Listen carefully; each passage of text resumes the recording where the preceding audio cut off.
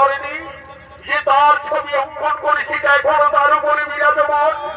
না না না না না, আমার সীতা ও সতী, এই সীতা কলঙ্কিনী, যার জন্য আমরা দুই ভাই দিবারাত্রি বনে বনে কেঁদেছি, যার জন্য আমি ওখানে বাড়ি রাজকে হত্যা করেছি, যার জন্য লক্ষ লক্ষ মানুষ সেনা সঙ্গে করে রাক্ষসকুল বিনাশ করে যে সীতাকে লঙ্কার থেকে মুক্তি করে অযোধ্যায় ফিরিয়ে এনেছি, আজ সেই সীতা রাবণের ছবি অঙ্কন করে রাজপ্রাসাদের মধ্যে নিদ্রা যাপন করছে। না না না না না না, আমার সীতা কলঙ্কিনী, এই সীতা বিচারিণী, কোথায় ওরে প্রাণের ভাই লক্ষ্মণ?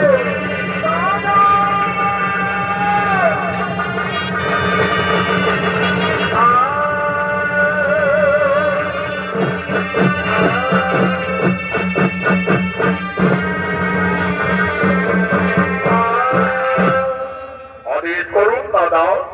ওরে ভাই লক্ষ্মণ, ওরে আমার প্রাণের ভাই লক্ষ্মণ, ওই দেখুন ভাই, আমাদের রানী সীতা রাক্ষস রাবণের ছবি অঙ্কন করে রাজপ্রাসাদের মধ্যে নিদ্রা যাপন করে রয়েছে। ওরে ভাই লক্ষ্মণ, এই কলঙ্কিনী হয়তো লঙ্কায় গিয়ে রাক্ষস রাবণের প্রেমে পড়েছিল, হয়তো সীতা রাবণ রাজাকে কোনো ভুলতে পারেনি যে তার ছবি অঙ্কন করে সীতা এখনো তার উপরে বিরাজমান। ওরে ভাই লক্ষ্মণ, এই কলঙ্কিনী যদি আমাদের অযোধ্যা নগরে থাকে, তাহলে আমাদের রঘুকুলের বদনাম হয়ে যাবে রে ভাই, আমাদের সূর্য বংশের বদনাম হয়ে যাবে। ওরে প্রাণের ভাই লক্ষ্মণ, এই কলঙ্কিনীর আর আমি মুখ দর্শন করতে চাই না। সূর্য বংশে জন্ম মোর বিনা মোর দশরথ বিখ্যাত জগতে, তার পুত্র আমি রঘুনন্দন, যাও কলঙ্কিনীকে দিয়েছ নির্বাসন।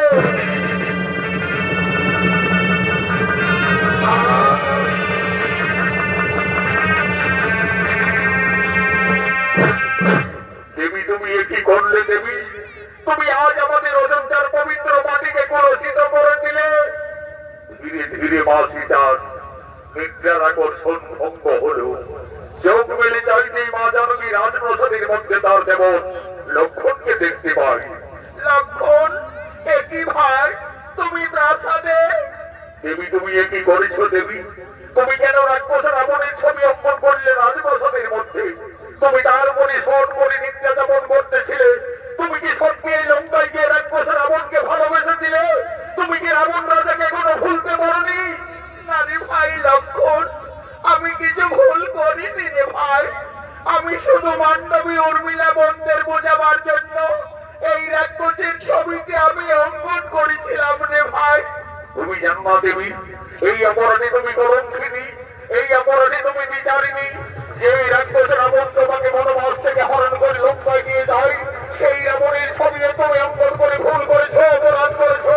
তোমার শ্রী রামচন্দ্র আর কোনদিন তোমার মুখ দর্শন করবে না।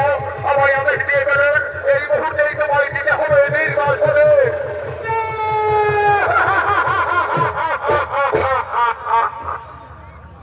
হে প্রভু, হে প্রভু রঘুনাথ, আজ তুমি আমাকে বিনা অপরাধে কলঙ্কিনী সাজালে।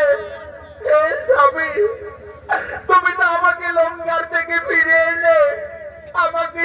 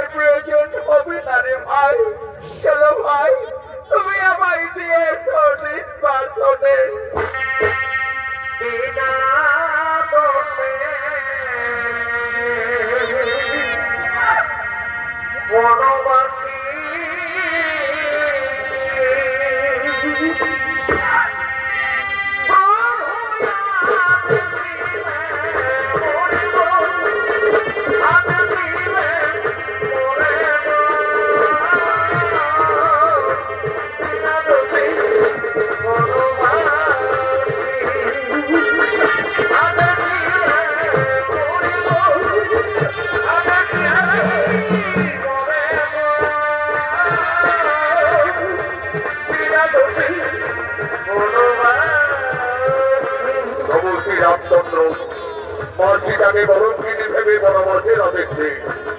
সেই আদেশ পালন করার জন্য তার ভাই লক্ষণ ভাই মা জানকীকে বনবাসে নিয়ে যাচ্ছে। আগে আগে চলেছে লক্ষণ, আজ মনের দুঃখে মাসিটাকে দেখে বনবাসে যাচ্ছে। বন পেরিয়ে ঘোর কাননে প্রবেশ করেছে লক্ষণ দেবী সীতাকে নিয়ে। আজ লক্ষণ বলছেন, দেবী গো, দেখো দেবী, আমরা তো বনবাসের জায়গায় উপস্থিত হয়ে গেছি দেবী। তুমি তোমার বনবাস জীবনে এই কারণেই কাটাবে দেবী। তুমি আমাকে অযোধ্যায় ফিরে যাওয়ার অনুমতি দাও দেবী।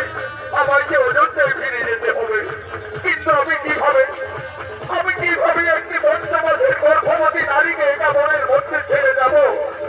তুমি আমায় ক্ষমা করে দাও দেবী, আমায় তুমি ক্ষমা করে দাও। এই জানকীর জন্য আমি 12 বছর অনাহারে অনিদ্রায় ছিলাম। যে জানকীর জন্য আমি শক্তিশাল মান ভক্তি ধারণ করেছি, আর সেই জানকীকে আমায় বনবাসে নিয়ে যেতে হবে।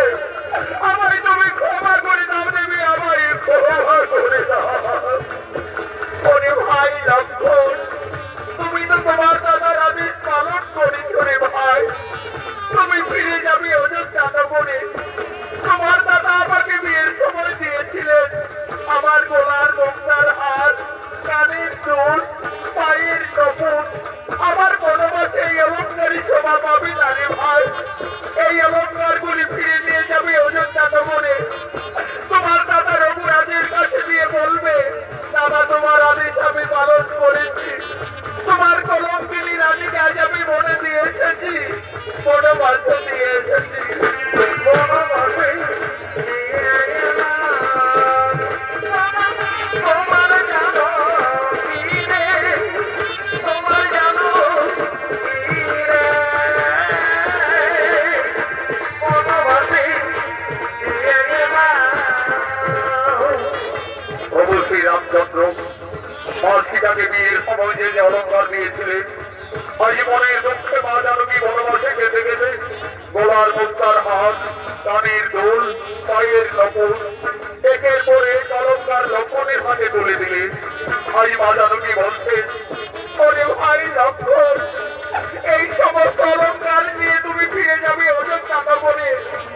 তোমার দাদা রঘুরাজের কাছে দিয়ে বলবে,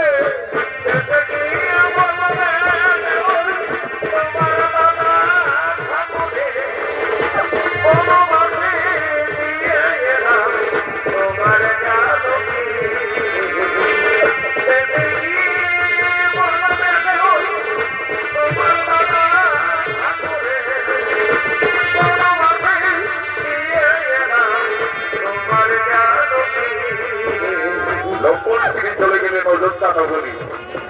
আজ মাসিটা সংসার হারা, জনম দক্ষিণী বনজারিণী। আজ মা জানকী মনে মনে কাঁদছে, তার মনের ধারা অবিরত বইছে। আজ মাসিটা কাঁদছে, আর কেঁদে কেঁদে মনের দুঃখে মা জানকী বলছে, হে বিধাতা, আমি এখন কোথায় যাব? এই বনবাসে আমি কি খাবো? আমি কিভাবে আমার এই গর্ভের সন্তানে বাঁচাবো? না না না না না, আমি আর কোথাও যাব না। আমার বেঁচে থাকার চেয়ে আমার মরে যাওয়াই ভালো হবে, আমার মরে যাওয়াই ভালো হবে। হে প্রভু রঘুনাথ, তুমি শুধু যুগে যুগে আমাকে কাঁদিয়েই চলেছে প্রভু। আমার এই নারী জনম দুঃখের জীবন যুগে যুগে আমায় কেঁদেই যেতে হলো প্রভু, শুধু কেঁদেই যেতে হলো।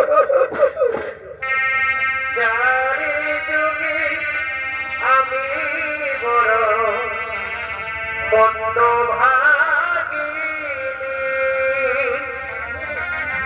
চারি যুগে আমি বড় মন্দ